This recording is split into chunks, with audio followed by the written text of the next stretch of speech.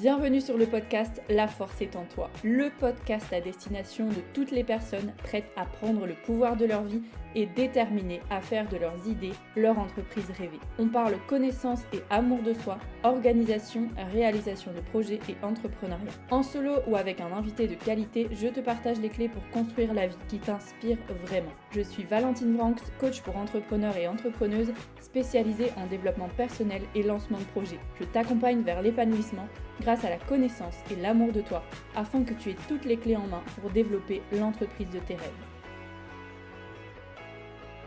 Bien le bonjour, chers auditeurs et auditrices. Comment se libérer de nos chaînes mentales pour déployer notre plein potentiel? C'est ce que nous allons découvrir ensemble à travers l'interview de Claude Cunego, coach mindset. Belle écoute. Bonjour Claude, bienvenue sur le podcast La force est en toi. C'est un plaisir de partager cet échange ensemble aujourd'hui. Bonjour Valentine, merci pour l'invitation et c'était un plaisir partagé parce que on va aborder un sujet que je kiffe particulièrement. Donc voilà, tout est résumé en fait dans ton introduction, je trouve, la notion de libération de potentiel et à quel point beaucoup de choses se passent dans nos têtes et je pense qu'on va aborder tout ça durant cette interview. Yes. Alors, en guise d'introduction, tu me partages une citation, une phrase de David Lefrançois qui est « Ce qui est important n'est pas ce que tu sais, mais ce que tu fais de ce que tu sais ». Ouais. En quoi est-ce que cette citation inspire ta vie et t'aide au quotidien? Elle fait référence notamment à tout ce qui est notion de pensée positive, qui est très à la mode et très tendance, voilà, je ne crache pas dessus, c'est bien. Mais on a tendance à oublier que la pensée positive, ce n'est pas forcément suffisant parce qu'on a beau avoir des pensées positives extraordinaires, si on reste nos fesses sur le canapé, ça ne va pas changer grand-chose. Donc, la pensée positive, oui, mais avec du passage à l'action. Donc, je préfère parler, comme David Lefrançois, de pensée constructive. Donc, c'est-à-dire d'associer cette pensée positive à du passage à l'action. J'adore ce message, c'est aussi un message que je partageais le toi avec une de mes clientes d'ailleurs qui me disait oui, je sais, je dois penser positif, faire positif. Je dis c'est très bien penser positif, mais pense plutôt pensée porteuse, comme tu dis la même chose, pensée constructive qui vont faire en sorte qu'il y ait de l'action derrière parce que sans ça, on n'avance pas quoi.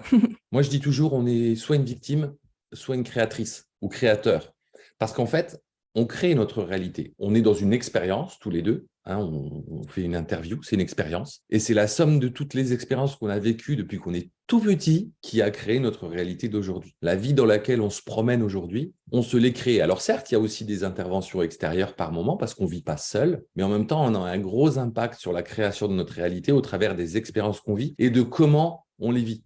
C'est-à-dire que si tu viens dans cette expérience-là, si moi je viens sans en avoir envie, en me disant je vais perdre mon temps, je ne vais pas venir vivre la même expérience que si j'arrive comme je le suis là, avec l'envie de passer des messages, avec l'envie d'aborder des sujets qui sont importants pour les gens. Et l'expérience va être différente. Et donc, cette expérience qu'on vit va participer aussi à la création de notre réalité de demain. Et encore une fois, c'est tout plein d'expériences mis bout à bout. Et ça, c'est assez difficile à faire passer comme message. Parce que souvent, on a tendance à se mettre en position de victime et on oublie qu'à un moment donné, on a un certain nombre de paramètres sur lesquels on peut jouer pour se créer sa propre réalité. Et donc là, le passage à l'action, il est primordial. Les expériences, c'est ça le passage à l'action, c'est vivre des expériences, c'est ça qui crée notre réalité. Donc la pensée positive, oui, mais encore une fois associée au fait de bouger nos fesses et à passer à l'action. J'allais justement te demander, comme tu disais que c'était un peu difficile à faire passer comme message, comment est-ce que toi, du coup, tu t'y prends pour faire prendre conscience aux autres de ça? Parce que je vois bien, par exemple, voilà, quelqu'un qui nous écoute et qui n'a pas conscience de ça. La première étape, c'est déjà d'en prendre conscience et après, qu'est-ce qu'on en fait en fait? Comment toi, t'amènes un peu les gens à travers cette prise de conscience et mise en action derrière? De mon côté, ce que j'essaye de faire, sans réellement encore avoir vraiment trouvé, je ne sais pas si on trouvera un jour la façon parfaite, je pense que ça prend du temps. Moi, j'ai commencé à aborder et à travailler sur l'aspect mental aux alentours de 2012-2013 et j'ai vu une évolution en 10 ans. Pendant 10 ans, pendant les premières années, ça ne parlait pas aux gens. Alors moi, j'ai baigné notamment dans le monde du sport où tous les sportifs et les sportives disaient que le mental était primordial, c'était prioritaire. Sauf que quand moi, j'apportais des éléments ou des idées pour essayer de travailler sur cet aspect-là, ça ne parlait pas aux gens. Mais forcément, ils n'ont pas été éduqués depuis tout petit dans leur sport à travailler cet aspect des choses. On leur a toujours dit que c'était important. Donc, finalement, c'est toujours un héritage qu'on a. Donc, tout le monde dit que c'est important et très peu de gens le travaillent. Ça a évolué. On prend de plus en plus conscience que notre cerveau, ça peut être un allié extraordinaire, mais ça peut être aussi un énorme frein, voire parfois un ennemi, si on n'est pas capable d'accepter qu'on a un pouvoir sur lui. Et si on ne prend pas ce pouvoir, c'est lui qui le prend. Et ça, c'est difficile à accepter. Mais c'est super important d'entendre qu'en fait, on prend très peu de décisions de par son libre arbitre. Les quelques décisions qu'on a la sensation de prendre avec du libre arbitre, en fait, c'est simplement que notre conscience, elle est en phase avec ce que nous propose notre non-conscient. Il y a deux systèmes chez nous, il y a le non-conscient et il y a le conscient. Le non-conscient, il nous envoie des messages au travers de nos émotions. Et en gros, si je caricature, il nous dit « vas-y » ou « n'y va pas ». Et ensuite, derrière, on a la possibilité soit d'écouter, soit de ne pas écouter. C'est-à-dire qu'il y a la conscience et là, on a le go ou no go. Dans le non-conscient, j'appelle ça le système inhibiteur ou activateur. Je prends un exemple précis si tu permets. Je suis un fan de canyoning. Tous les étés, je rejoins des potes et on va se faire des beaux canyonings en montagne. Et j'aime bien sauter dans l'eau de certaines hauteurs. Et à chaque fois que je vais faire un saut, quand j'arrive au bord de la falaise, mon non-conscient me dit « n'y va pas ». Il m'envoie beaucoup de peur. Quand je regarde en bas, je vois tous les rochers, je vois la hauteur, toutes les infos que reçoit mon cerveau. Sa réaction, c'est « n'y va pas ». Il m'envoie de la peur. Et c'est dur de sauter à ce moment-là parce que la peur est là, elle est présente. Effectivement, il y a un vrai danger potentiel là. Sauf qu'au bout d'un moment, ma conscience me dit, bon, bah, il y a un guide, il connaît l'endroit, il m'a donné la méthode, il m'a dit quoi faire, etc. Je me rassure de cette façon-là et je fais un pas en avant et je saute. Et à ce moment-là, la peur, elle disparaît. Tout simplement parce que le non-conscient a fait son taf et derrière, moi, j'ai fait le mien, je n'ai pas écouté sur le coup-là, j'ai sauté. Mais il y en a qui, effectivement, vont reculer et vont rentrer. Donc, en fait, on est toujours en bataille. Alors, il n'y a pas de bataille quand les deux sont en accord. S'il nous dit n'y va pas et qu'on est OK, on n'y va pas, ça se termine. C'est quand il y a une opposition qui se met en place. Et souvent, dans le quotidien, bah, c'est le non-conscient qui l'emporte quand il y a un désaccord entre les deux. Ouais, Et donc ça, c'est assez effectivement délicat. On est encore dans une phase où il y a encore besoin d'éducation pour accepter en fait que le mental, le mindset, il est primordial, notamment dans le développement d'une activité entrepreneuriale. Les peurs, elles sont présentes. Et je vois, moi notamment, qui ai 20 ans d'éducation nationale derrière moi, j'ai été prof des écoles pendant 20 ans. Moi, j'avais mon salaire qui tombait tous les mois. Jamais je me suis dit, tiens, un jour, la boîte, elle va s'arrêter, je vais peut-être être au chômage, etc. Donc, c'est tout des peurs que je ne connaissais pas et que j'ai découvert une fois que je me suis lancé dans l'entrepreneuriat. Parce que très souvent, on nous vend l'entrepreneuriat comme c'est génial, c'est magnifique, c'est la liberté. Et il y en a énormément qui se cassent les dents, en fait. Et moi, le premier, j'ai fait 7 années où j'ai créé ma boîte sans réussir à la développer correctement, tout simplement parce que j'avais pas compris à l'époque, j'avais pas conscience qu'être entrepreneur, c'était un état d'esprit particulier. Et j'ai pris conscience de ça, on était aux alentours de 2020. Du coup, j'ai fait ce travail sur mon état d'esprit, ce que j'appelle l'état d'esprit de croissance, l'état d'esprit de l'entrepreneur, le mindset entrepreneur. Donc, j'ai beaucoup évolué là-dessus. Et un jour, je me suis dit, mais des mecs comme moi, des hommes et des femmes qui arrivent dans l'entrepreneuriat en se disant « Génial, je vais vivre de mon domaine d'expertise, de ma passion », alors c'est vachement bien, c'est super. Sauf qu'il y a besoin de s'équiper. On est programmé, on a des programmes. Et moi, j'avais des sales programmes par rapport à l'entrepreneuriat. L'argent, c'est sale, vendre, c'est mal, prospecter, ça ne sert à rien. Va développer une boîte avec ses croyances bien ancrées en moi depuis très, très longtemps. Donc, effectivement, il y a besoin de s'équiper, je dis souvent. Et on ne part pas à égalité sur ce plan-là. On a besoin toutes et tous d'un équipement. Encore faut-il être capable d'accepter et ensuite de s'équiper. C'est un petit peu comme si demain, tu me dis, bah, tiens, Claude, demain, je vais faire le Mont Blanc, l'ascension du Mont Blanc, mais j'y vais en tongs et en short et en t-shirt. À un moment donné, bah, tu pourras essayer, mais tu ne vas pas aller au bout, ou ça va être une grosse galère, ça va être très dangereux, tu risques même d'y laisser ta peau. Donc, à un moment donné, il va être important de s'équiper, de savoir où on en est et de s'équiper de ce qui nous manque. Pardon, j'ai beaucoup parlé, hein. Non, mais c'est très bien parce que du coup, je vois, ok, cette question-là, c'est bon, ça, c'est bon. Et puis, c'est à quoi je pense dans ma tête, après, tu le dis, donc c'est très bien. Mais en tout cas, j'aime beaucoup tes images et je suis bien d'accord avec toi. C'est aussi ce que j'observe autour de moi et quand je vois les entrepreneurs qui se lancent, et c'était aussi mon cas, hein, bien sûr. Bah voilà, on se dit, ouais, trop bien, on va expérimenter, comme tu l'as dit, notre expertise, on va vivre de notre passion. Il y en a beaucoup qui le font aussi pour un peu ce fantasme de la liberté. Tu vas pouvoir faire tout ce que tu veux, tu vas créer tout ce que tu veux. Et derrière, tu te rends vite compte en fait que voilà, tu as besoin de cet équipement si tu veux continuer d'avancer et d'avoir des résultats parce que malheureusement peut-être ou pas, parce que ça fait aussi partie du jeu du coup. Il suffit pas d'être passionné pour que ça fonctionne. Et tu parlais aussi du coup de cette notion d'état d'esprit de croissance. Le contraire du coup, c'est l'état d'esprit fixe si je ne me Ouais. trompe pas.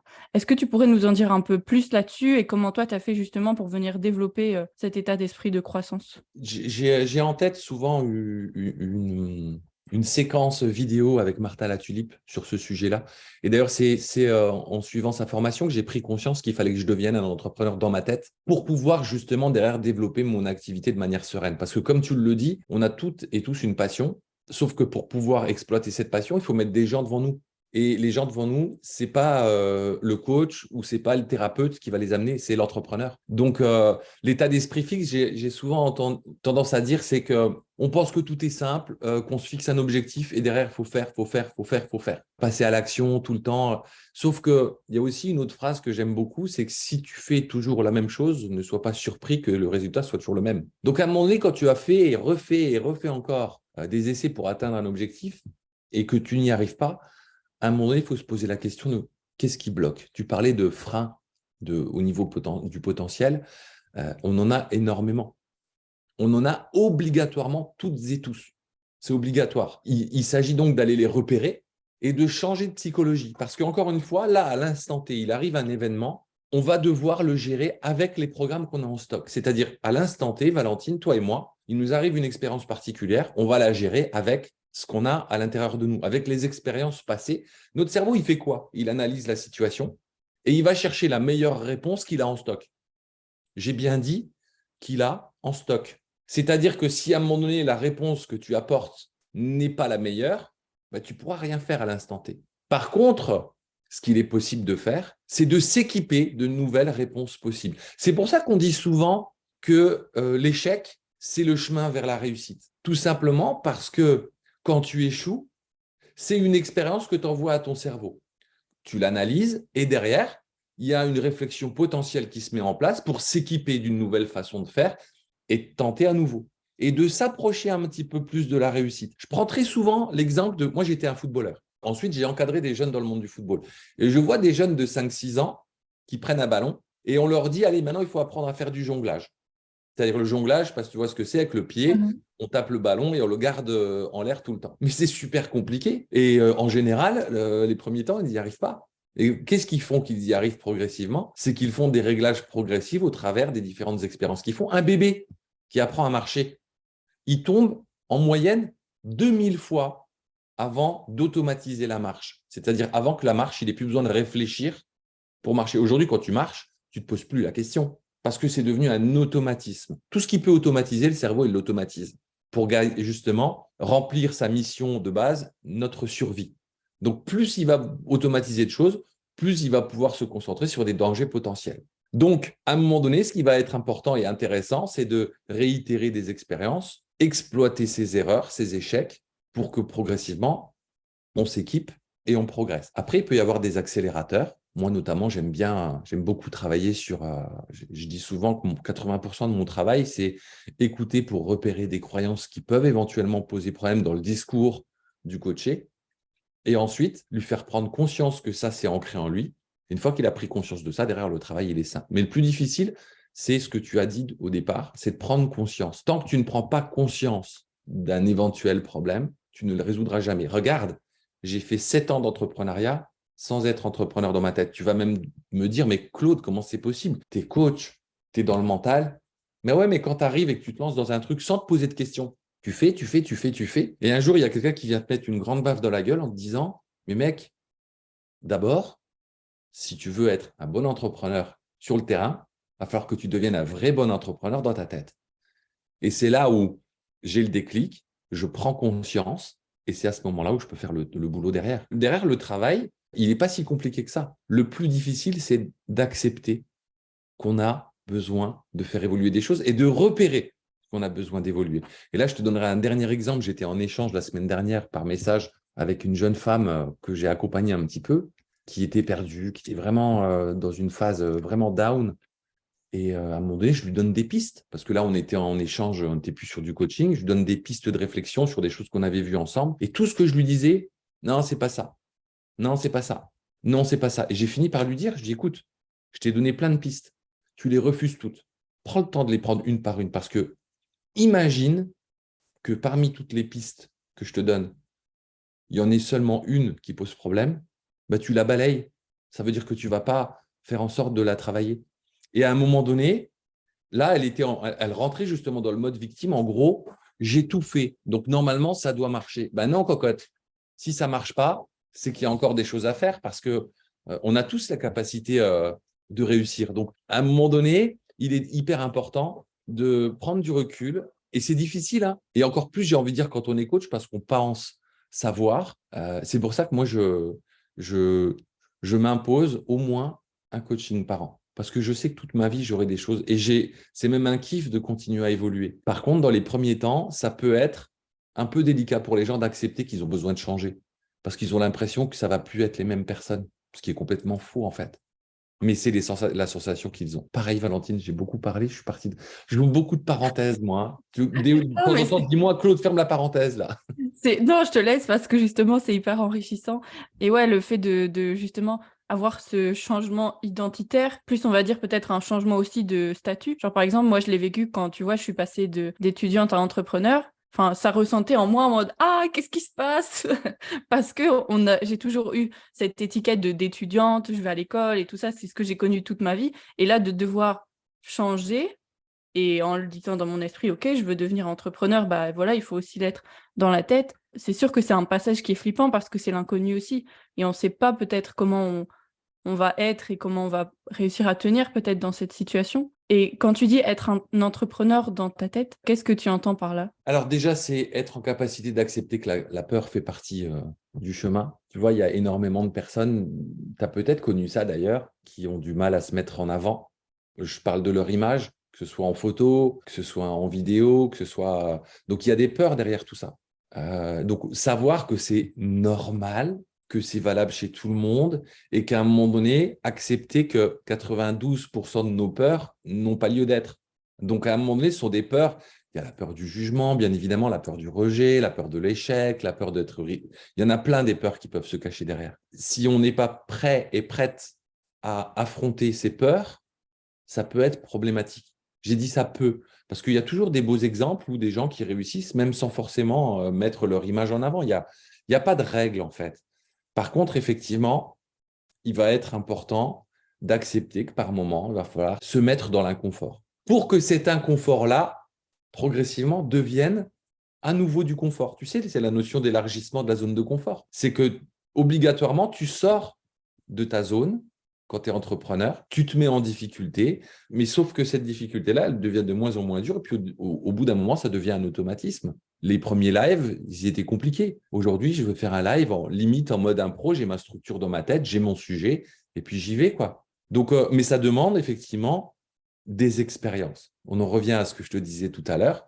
Ta réalité, tu la crées au travers d'expériences. Dans ces expériences, tu amènes des comportements. Tes comportements, ils sont conditionnés par tes émotions par ton système de pensée par ton système de croyance. Donc, en fait, là, tu as la chaîne psychologique de tout être humain, voire même de tout mammifère. Je vais jusque là. Mais on fonctionne comme ça.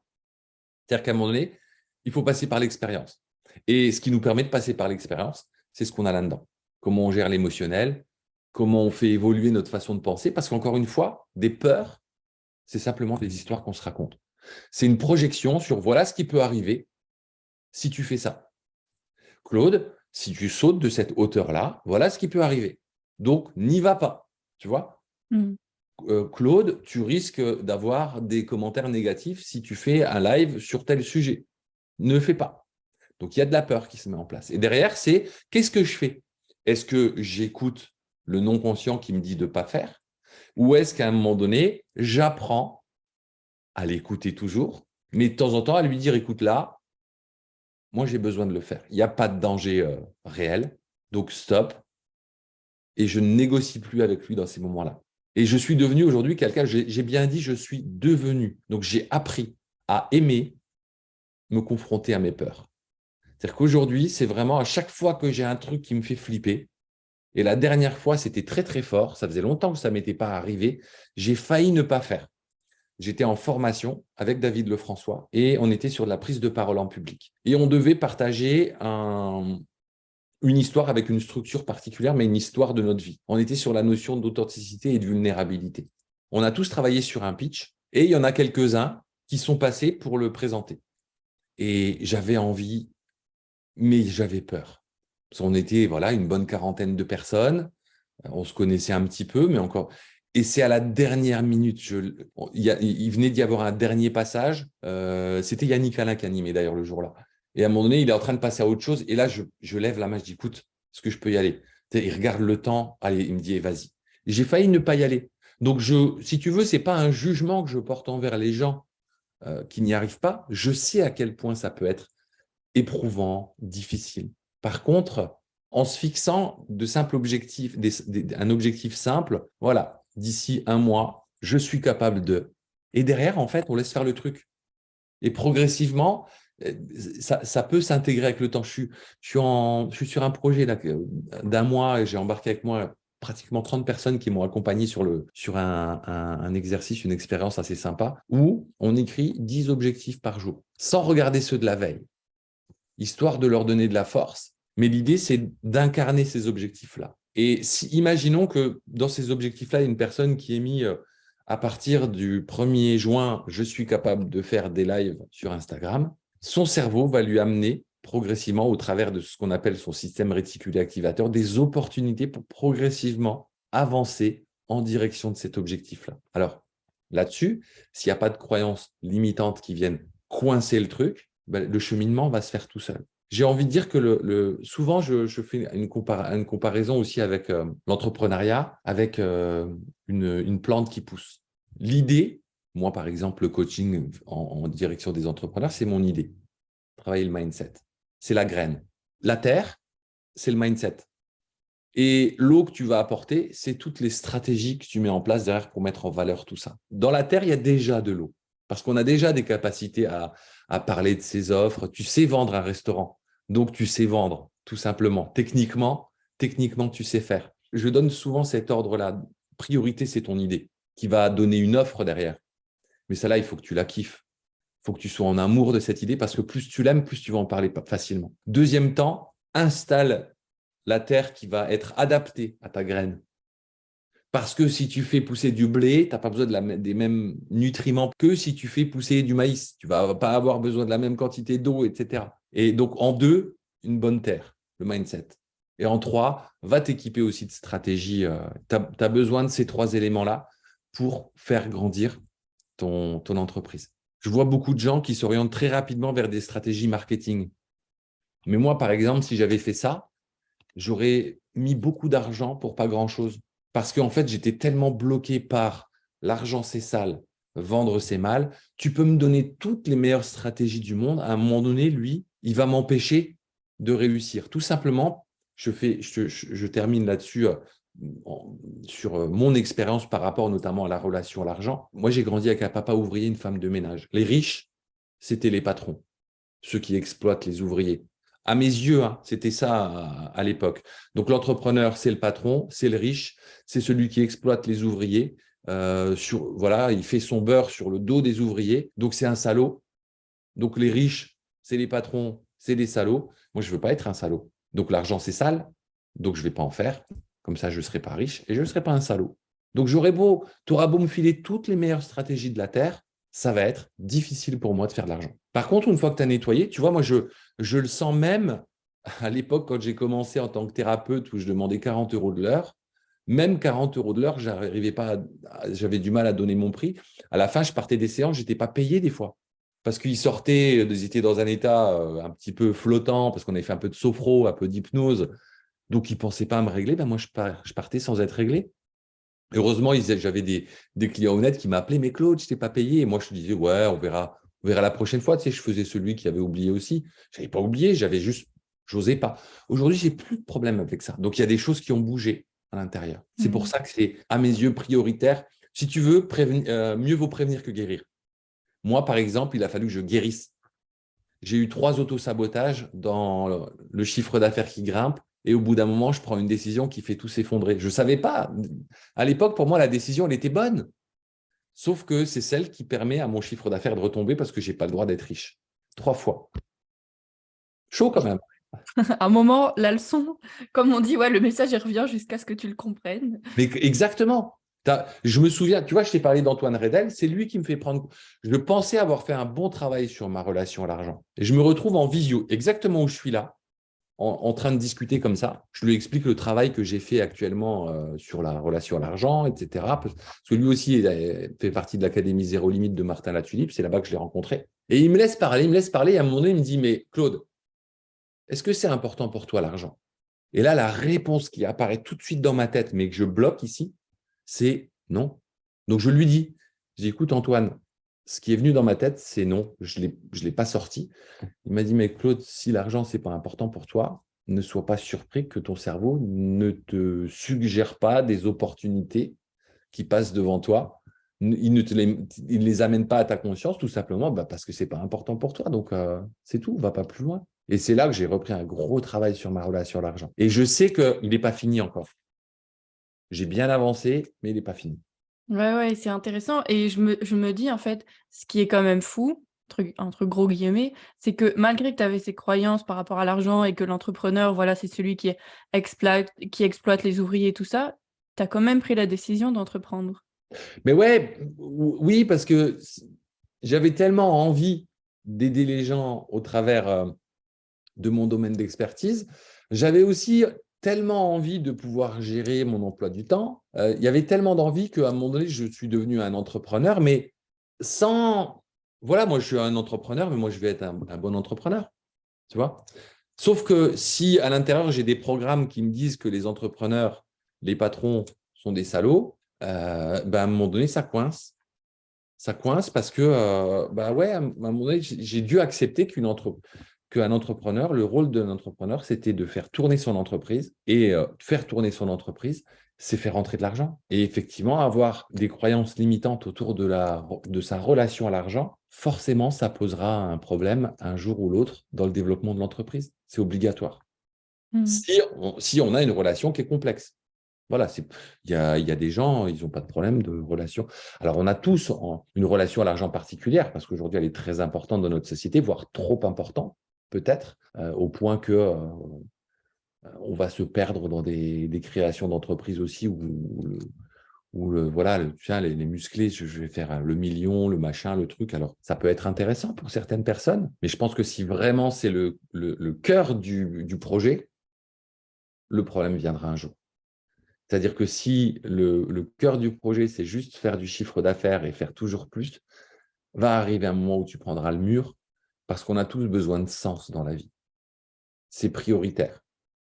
C'est pour ça que les personnes que j'accompagne ou qui participent à mes ateliers, je les préviens à l'avance. Venez parce que vous avez un besoin de contribution, un besoin d'apporter un petit peu de bien-être à l'autre. Et ça peut très bien être au travers d'un service ou d'un produit. Voilà, moi, j'ai une personne qui est adorable, qui s'appelle Véronique, et qui est venue sur un de mes ateliers. Elle fait tout plein d'objets en osier. Mais en même temps, on sent qu'elle vibre pour ce truc-là, parce que ça va apporter une belle déco dans la pièce de cette dame, ou ça va lui être très utile pour aller faire ses courses. Et donc, il y a toujours une envie de contribution derrière. Et si elle n'est pas là, le problème un jour se présentera. Et est-ce que tu penses justement que tout le monde a un peu qu'on pourrait dire cette mission de vie, il y en a qui appelaient ça aussi l'ikigai ou quoi. Est-ce que tu penses qu'on a tous ça en nous ou c'est un peu plus aléatoire? La notion de mission de vie? Mmh. Ouais, l'être humain est fait comme ça. C'est inscrit dans notre ADN, même si aujourd'hui, le mode de vie qu'on a dans notre société nous coupe un petit peu de ça, ou peut nous couper de ça. Il ne faut pas oublier quand même qu'il y a énormément de choses qui fonctionnent encore comme quand on vivait dans les grottes. Et à l'époque, quand on vivait dans la nature sauvage, on était des petites communautés. On était peu nombreux. Et tout le monde avait un rôle à jouer pour la survie de la tribu, ou appelle ça comme tu veux. C'est de là que vient ce besoin. C'est tout simplement parce qu'il a permis à l'espèce humaine de survivre. L'aide, l'entraide et la contribution. Personne, même le plus gros con sur Terre, ou alors tu as vraiment un problème avec une maladie limite, mais on se retrouve à se balader dehors, on voit quelqu'un qui tombe et qui se fait mal, on va aller lui donner un coup de main. Parce que naturellement, on est empathique et on a besoin de se soutenir les uns les autres. Donc oui, on a tous une mission et c'est vraiment intéressant d'aller s'y connecter. Moi, j'ai un atelier justement que j'offre d'ailleurs sur mes ateliers Motivation, un atelier sur le pourquoi, la mission de vie, que j'ai créé avec justement en lisant tous les bouquins de Simon Sinek et de ses collaborateurs pour créer cet atelier. Mais ouais, ça donne du sens et ça crée de la motivation, ça crée du mouvement. Savoir pourquoi tu fais les choses, c'est important.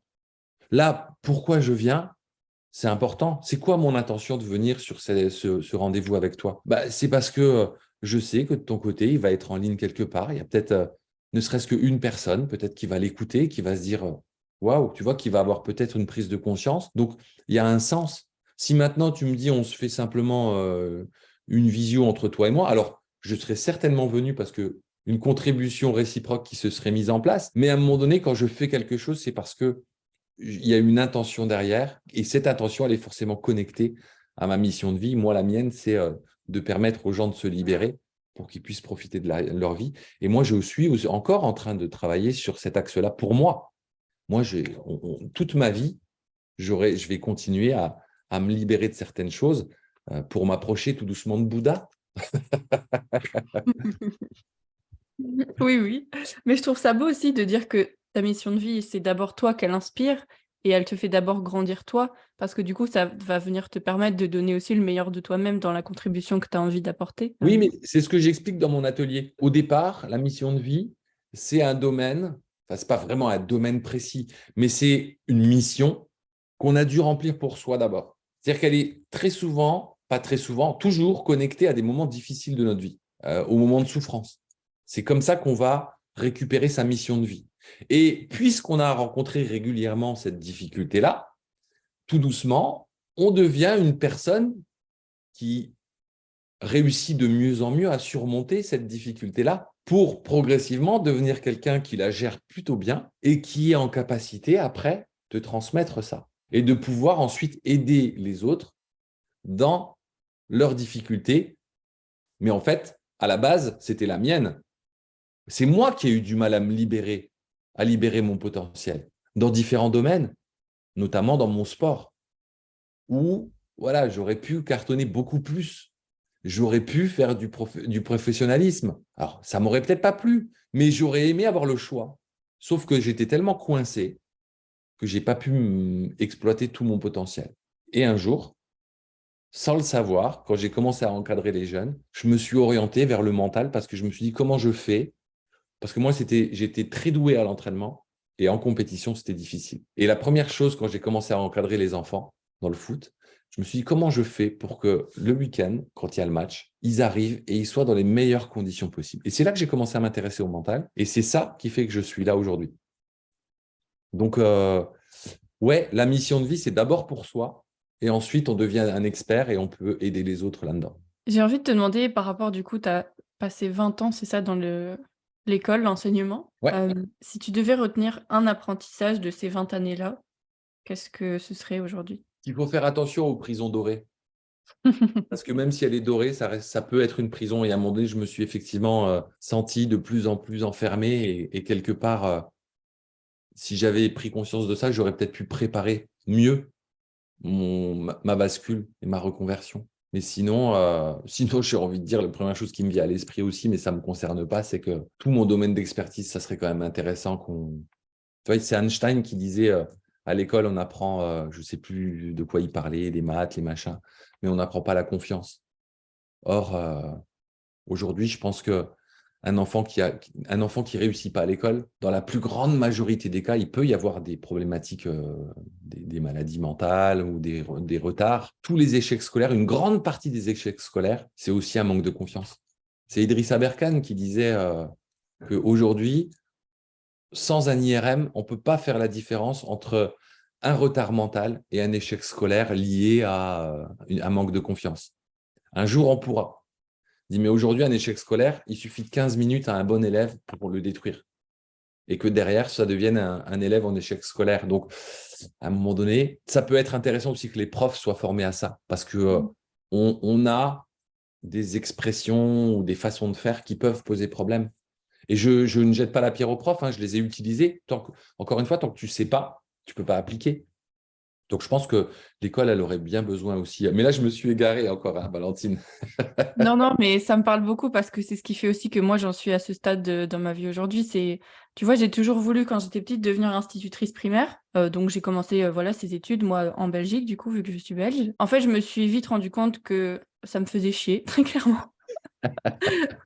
Parce que il y avait cet aspect justement, oui, on apprenait des maths, du français, des sciences, mais moi, il me manquait ce côté humain, justement. Et après, à travers d'autres expériences, je me suis rendu compte que j'avais pas envie de passer ma carrière enfermée dans une classe et que ce qui me tenait vraiment à cœur là-dedans, c'était de transmettre des valeurs et justement toutes ces prises de conscience aussi autour de la confiance.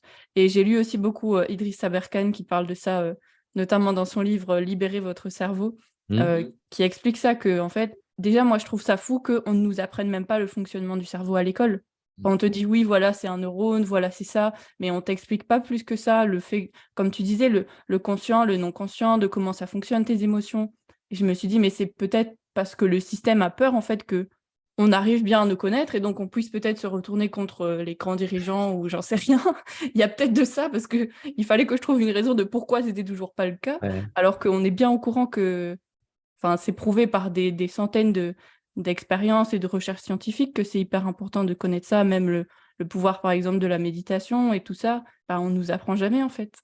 Ouais, non, mais tu as raison. Tu raison. Après, je pense que les neurosciences, c'est une science qui est récente, Mm. qui n'a pas encore et puis l'éducation nationale, je ne sais pas en Belgique, mais en France, c'est une grosse machine et c'est difficile de la faire évoluer.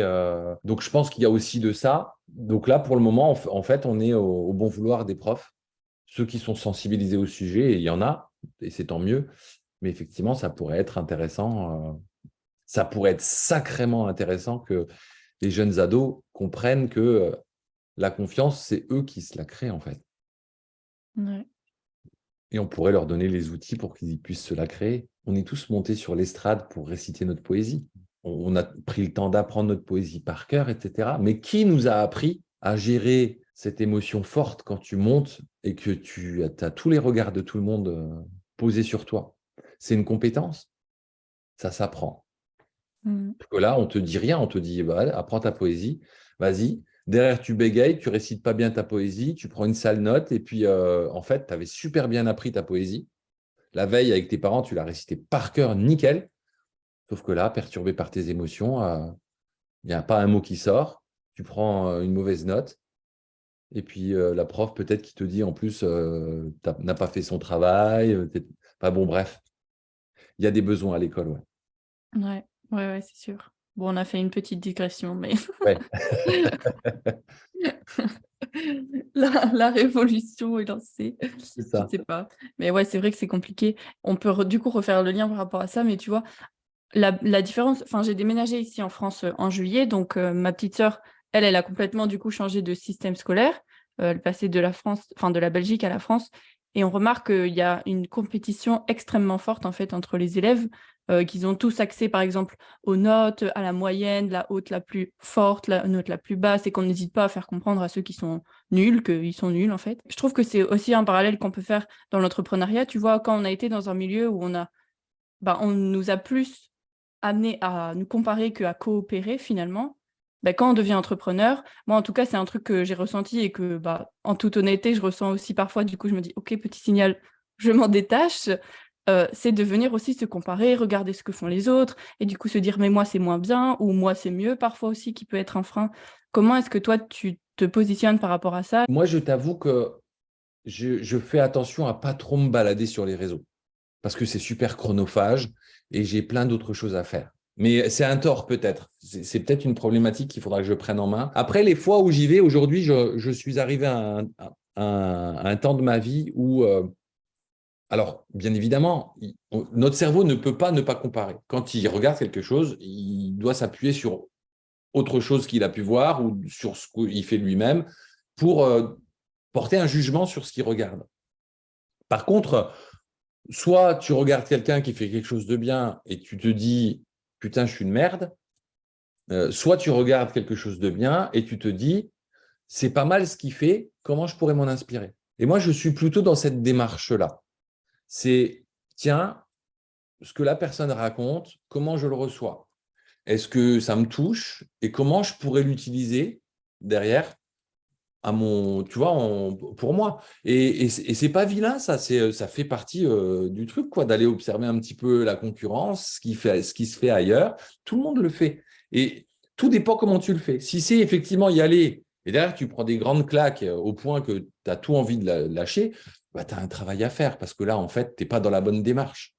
C'est-à-dire que si tu es constamment en train de te comparer aux autres, moi je dis souvent, le problème quand on fait de la comparaison de ce genre, c'est qu'on compare l'avant-scène de la personne qu'on regarde avec notre arrière-scène à nous, nos galères. Mais putain, qui nous dit que… Enfin, même pas qui nous dit. La personne qu'on regarde, elle a aussi ses galères. Hein.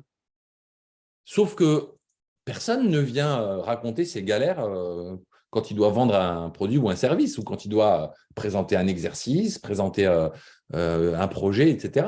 Notre cerveau, il fait une comparaison avec l'avant-scène de la personne et il la compare à toutes les galères qu'on a. Et c'est sûr que là, on se dit, waouh, lui, il n'a pas l'air de galérer, moi, je galère. Et au bout d'un moment, c'est fatigant. Sauf que quand tu as expliqué à ton cerveau que tu lui as envoyé les bons éléments en te disant, ben voilà, ça, c'est son avant-scène.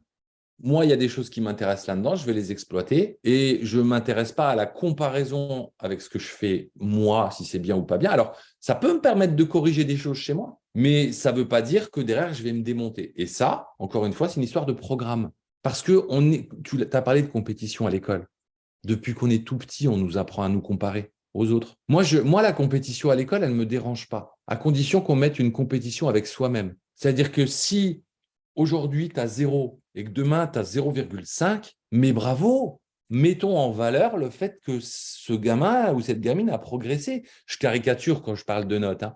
Mais à un moment donné, c'est mettre en valeur ses progrès. C'est sûr qu'il va y avoir, en termes d'intelligence, il y a des intelligences multiples. Il va y avoir les bons dans la logico-mathématique. Et si je m'amuse à me comparer, alors que moi, je suis très intelligence peut-être émotionnelle, aujourd'hui, c'est les maths et les langues qui sont les plus mises en valeur à l'école. Sauf qu'aujourd'hui, de plus en plus, on se rend compte que les gens qui réussissent le mieux dans la vie, c'est ceux qui ont une intelligence émotionnelle très développée. Sauf que ce n'est pas du tout mis en valeur à l'école, ça.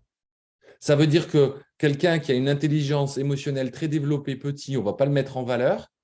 Et peut-être qu'il va rester petit ou il va rester dans, tu vois, alors que potentiellement, c'est énorme ce qu'il a en lui. Et on nous habitue à nous comparer aux autres. Et c'est quelque part ce qu'on retrouve ici sur les réseaux. Je vais me comparer, ouais, ce qu'il fait, c'est génial. Moi, c'est nul. Je m'enterre. Et au bout d'un moment, j'abandonne, quoi. Et c'est pour ça que moi, je pousse les gens, notamment qui se lancent, pardon, à trouver le moyen de se faire accompagner. C'est pour ça que j'ai créé mes ateliers, moi. J'ai fait en sorte qu'ils soient accessibles financièrement, qu'ils abordent toutes les grandes problématiques de l'entrepreneur qui se lance, parce que je sais à quel point ça peut être très vite décourageant et on a quand même énormément d'entreprises qui ferment très rapidement. Et moi, le nombre de fois où ça m'arrive 1 ou 2 fois par an de reprendre tous les gens avec qui j'ai échangé, j'ai une liste, et d'aller discuter un peu. Et à chaque fois, il y en a qui sont plus là, en fait. Et je trouve ça con, parce qu'on a tous moyen de faire notre place. Et ce truc-là des intelligences multiples, je trouve que c'est hyper intéressant aussi à venir travailler dès nos débuts.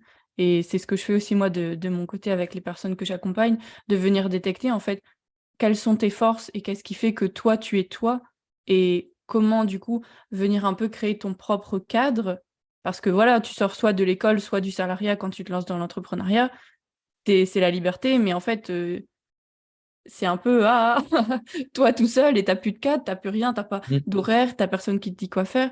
Et le fait de venir, justement, comme tu le dis aussi, comprendre ton potentiel, quelles sont tes forces, tes ressources sur lesquelles tu peux t'appuyer pour toi venir construire ton quotidien et justement construire un peu ton environnement qui te permet de te révéler, en fait, c'est hyper intéressant et c'est vraiment comme un jeu finalement. Encore une fois, de venir apprendre à mieux se connaître, comment on fonctionne et on voit, comme tu disais, cette petite évolution, bah, c'est aussi ces micro-récompenses qui nous encouragent à continuer et c'est ça qui est beau dans tout ce travail aussi, quoi. Ouais, tout à fait.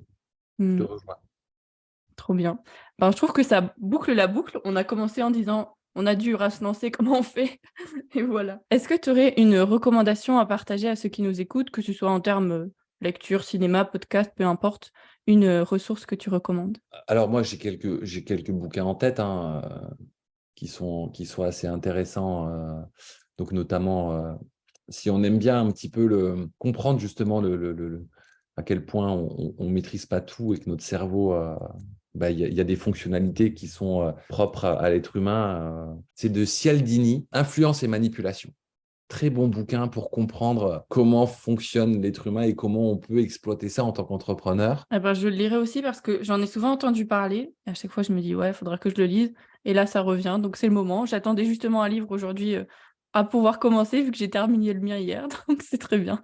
Et alors, un autre bouquin qui me vient à l'esprit pour ceux qui ont plus d'appétence pour les histoires romancées, mais on reste très, très sur l'aspect mindset, c'est Kilomètre Zéro, que j'ai adoré aussi vraiment, parce que ça pose vraiment sur la table la réalité de notre vie, de notre société, et à quel point, à un moment donné, on est quand même focalisé sur des choses qui ne sont pas super importantes. Et les choses super importantes, elles nous reviennent justement, tu sais, je te disais, être dans un moment, dans un vécu un petit peu particulier, à quel point les moments particuliers qu'on peut vivre comme des deuils ou des choses comme ça, nous font prendre conscience, nous rappellent à notre mémoire les priorités dans la vie. Mais c'est vrai qu'on a tendance dans notre société à les oublier. Et c'est un truc que je me suis dit, je vais me mettre un rappel pour de temps en temps revenir quand même aux basiques. Mm. Très beau message encore. Merci. Qui est-ce que tu aimerais entendre sur ce podcast? Une personne que tu as à me recommander peut-être pour inviter à discuter ici. Alors, il y a Antoine Redel, je t'en ai parlé, c'est lui qui m'a posé la question si c'est important pour toi l'argent. Donc Antoine, c'est quelqu'un que j'aime beaucoup, qui m'a coaché, il est tout jeune, enfin tout jeune, il va avoir 24, 25 ou 26 peut-être. Il m'a beaucoup aidé et c'est quelqu'un qui est plein de fougue, plein d'envie, plein d'ambition, une vraie belle personne. Et puis après, il y a aussi ma fille. Hein, alors, je sais pas s'il faut que tu sois prête parce qu'elle, elle me fatigue, trop d'énergie. Mais Margot, ouais, ça peut être quelqu'un qui a aussi une vision à elle, avec sa jeunesse et tout. Voilà la fougue de la jeunesse. J'aime bien ce côté fougueux chez les jeunes. Que, Mm. pas qu'on perd, mais voilà, il y a un peu plus de sagesse qui se met en place avec le temps. Donc voilà, les deux personnes qui me viennent à l'esprit. Trop chouette. Eh ben, à venir prochainement sur le podcast alors. Ah bah allez. Où est-ce qu'on peut retrouver toi ton travail? Si on a envie de te suivre, où est-ce que ça peut se faire? Alors, le plus simple, c'est Instagram. Alors, j'ai un site internet, hein, claude-cunego.com. Je suis très, très actif sur Insta, un peu moins sur Facebook, un peu moins sur YouTube, même si j'ai l'intention de remettre ça en place courant 2023. Mais c'est surtout Instagram. Et voilà, venez un petit peu voir ce qui se passe dans les ateliers. C'est des choses qui sont assez intéressantes. On peut aller picorer dans les ateliers ou alors prendre la totale. Il y a du choix, il y a de l'ambiance, il y a de la bonne humeur, il y a du groupe, il y a du travail mindset, il y a tout ce qu'il faut pour... il y a des défis, il y a du passage à l'action. Donc, vous pouvez passer me voir sur Instagram. Eh ben, je mettrai tout ça dans la description du podcast comme ça. Ce sera un aller simple vers ton compte Insta. Merci beaucoup, Valentine. Et merci pour cet échange qui était vraiment, vraiment, vraiment très sympa. Je n'ai pas vu le temps passer. Bah, merci à toi. En tout cas, c'était hyper enrichissant. Donc, je suis ravie de t'avoir reçu. J'espère que cet épisode aura éclairé ton chemin. Je serai heureuse d'en lire ton retour sur Insta, en commentaire sur YouTube ou Apple Podcast. Si le podcast te plaît, je t'invite à le noter sur 5 étoiles. Ça lui donnera davantage de visibilité et donc plus de monde pourra en profiter. Faisons rayonner le monde. Et surtout, retiens que la force est en toi.